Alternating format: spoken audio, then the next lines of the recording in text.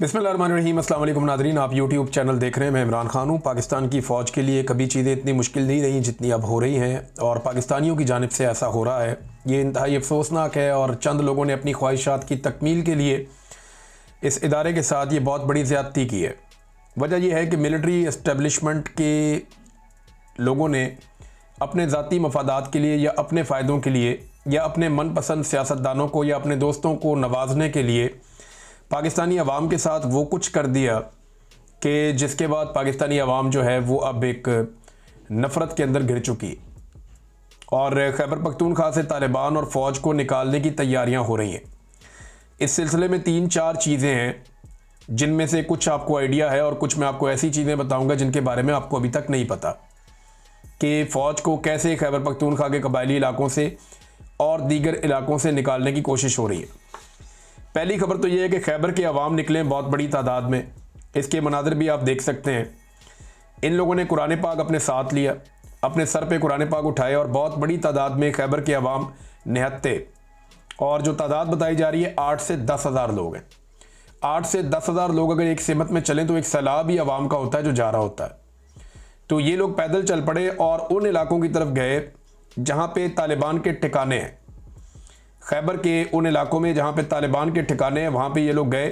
कुरान पाक इन्होंने सरों पे उठाए हुए थे, और वहाँ जाकर उन ठिकानों के सामने ये लोग बैठ गए, और अपने नुमाइंदों के ज़रिए से इन्होंने तालिबान से मुतालबा किया कि आप हमारे इलाके छोड़ें और यहाँ से चले जाएं, हम नहीं चाहते कि आप यहाँ पे रहें। तो उन्होंने 5 अगस्त तक का टाइम मांगा है। 5 अगस्त तक का टाइम, इसका मतलब है 1 हफ्ते का उन्होंने टाइम मांगा है मकामी लोगों से कि 1 हफ्ते में हम यहाँ से चले जाएंगे।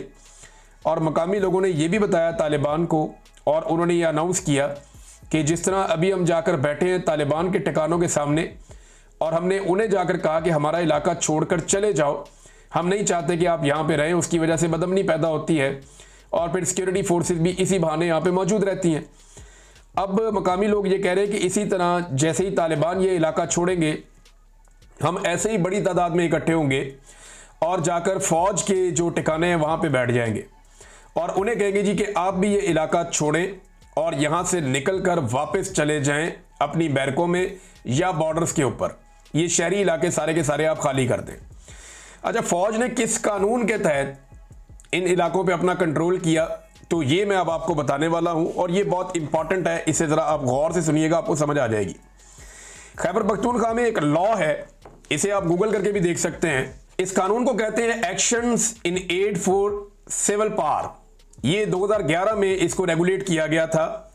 उस वक्त आसिफ अली जरदारी की हुकूमत थी, और आसिफ अली जरदारी साहब ने खैबर पख्तूनख्वा के इलाके जो फाटा और पाटा हैं उनमें क़याम अमन के लिए एक मखसूस कानून पास किया था जिसे actions in aid of civil power कहते हैं।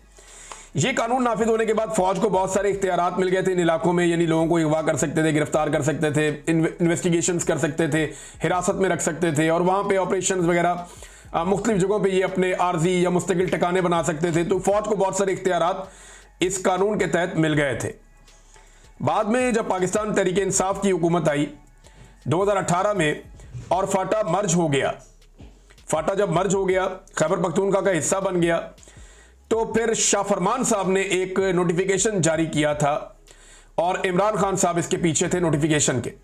यानी इमरान खान साहब की मर्जी से ये नोटिफिकेशन जारी हुआ था, और इस नोटिफिकेशन के ज़रिए से जो गवर्नर का नोटिफिकेशन था उसके ज़रिए से फ़ौज को पूरे सूबे में यही इख्तियार दे दिया गया, actions in aid of civil power. देखिए, पाकिस्तान तहरीक इंसाफ भी माजी में गलतियां करती रही है।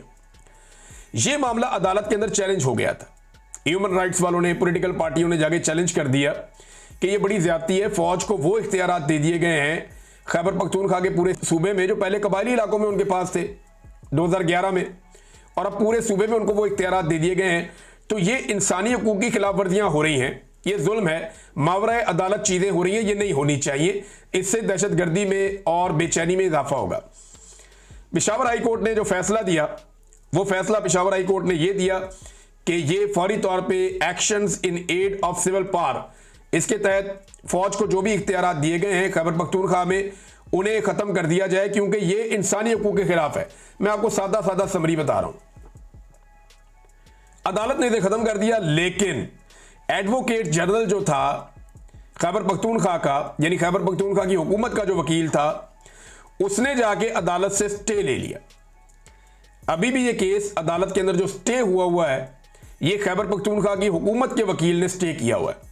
खैबर पख्तूनख्वा की हुकूमत यानी अली अमीन गंडापुर अभी अपने एडवोकेट जनरल को जाकर ये कहें या बुलवाकर ये कहें कि आप अपना स्टे वापस उठा लें, तो फौरी तौर पे अदालती फैसला मौजूद है, जिस फैसले की मौजूदगी में फौज के ये इख्तियारात जो उन्हें इजाफी मिले हैं, चाहे वो कबायली इलाकों में है, चाहे वो पूरे खैबर पख्तूनख्वा में है, वो इख्तियारात ख़त्म हो जाते हैं।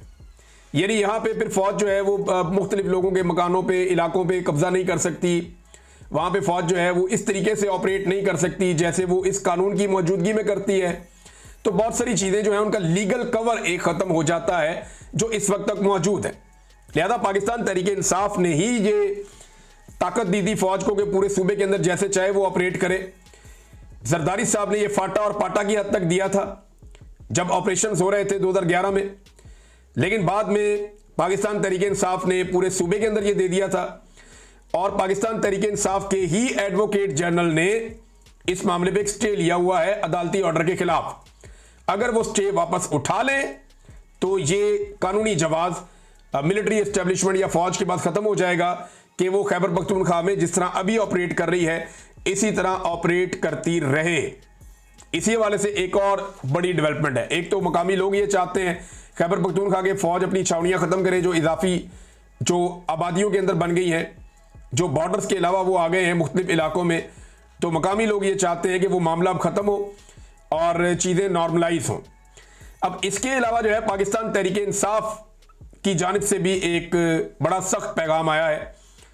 सहाफ़ी हैं मोहम्मद फ़हीम, ये बड़े अच्छे जर्नलिस्ट हैं और इन्होंने जो हंगामी करारदाद है वो शेयर की है पाकिस्तान तहरीक इंसाफ प्रोविंशियल सेक्रेटेरिएट खैबर पख्तूनख्वा से। ये जो करारदाद है ना, ये बड़ी इंपॉर्टेंट है। इसको आपको सुनना पड़ेगा और समझना पड़ेगा कि एक्चुअली पीटीआई करने क्या जा रही है। ये बड़ा सख्त कदम है जो अब उठाया गया पाकिस्तान तहरीक इंसाफ की जानिब से। इस करारदाद के मुताबिक तहरीक इंसाफ खैबर पख्तूनख्वा की तंजीमी कमेटी ने पूरे खैबर पख्तूनख्वा बिलखसूस जमशुदा इजला में पुरअमन शहरियों पर जारी रियासती तशद्दुद बिलखसूस 27 जुलाई 2025 के सानह तीरा की शदीद तरीन मजम्मत की है। कमेटी का मौक़िफ़ मुतफ़िक़ा तौर पर यह है कि आईने पाकिस्तान के आर्टिकल 245 के तहत तवील फौजी तैनाती ने एक ऐसा माहौल पैदा कर दिया है जहां ताकत बेकाबू हो चुकी है और जवाबदेही अमलन गैर मुअस्सर है, जिससे बुनियादी हकूक पामाल हो रहे हैं और मकामी अमन तहस नहस हो रहा है। कमेटी वफाकी हुकूमत से पुरजोर मुतालबा करती है कि 15 दिन के अंदर आर्टिकल 245 के तमाम नोटिफिकेशंस मनसूख करके जमशुदा इजला से फौजी दस्तों के इनखला का बाकायदा ऐलान करे। इस मकसद के लिए खैबर पख्तूनख्वा असेंबली में मौजूद पाकिस्तान तहरीक इंसाफ के तमाम अरकान को हदायत की जाती है कि वो इसी मुतालबे पर मबनी करारदाद फौरन ऐवान में पेश करें और इसकी मंजूरी के लिए दीगर जमातों की हमायत को यकीनी बनाएं। तो नाज़रीन, अब तक के लिए इतना ही। अपना ख्याल रखिएगा, अपने चैनल का भी। अल्लाह हाफ़िज़।